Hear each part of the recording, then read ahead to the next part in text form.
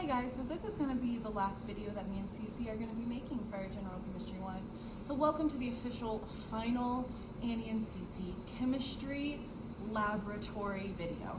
So we're going to be talking about using the Spec20. This is something you're going to have to do in Gen Chem 2. So we're just going to go through the functionality of it, and also hopefully it helps you understand more of what the data that you will be looking at actually means.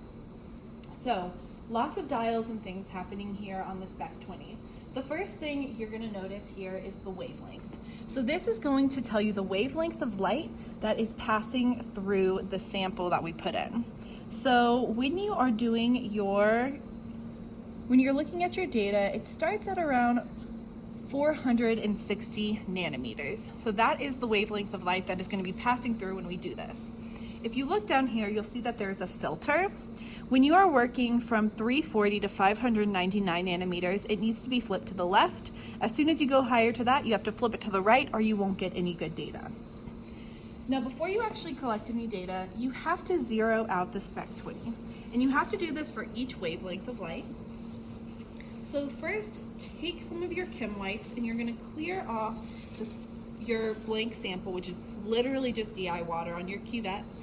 And you are going to place it inside of the Spec20. I lied to you.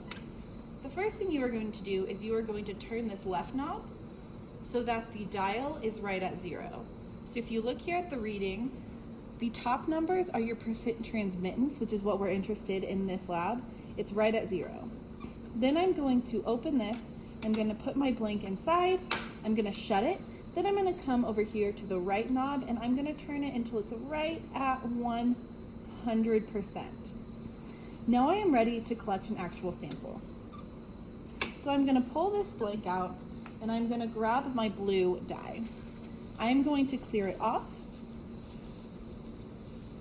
and I'm going to place it inside the Spec20, and we're going to see that we have a pretty high, we have like a 96% transmittance with the blue dye at this particular wavelength at 460 nanometers. Now, one important thing to note is that that is not going to stay consistent for every single wavelength. So I'm going to go ahead and I'm going to change our wavelength of light that's going to pass through the sample to be 620.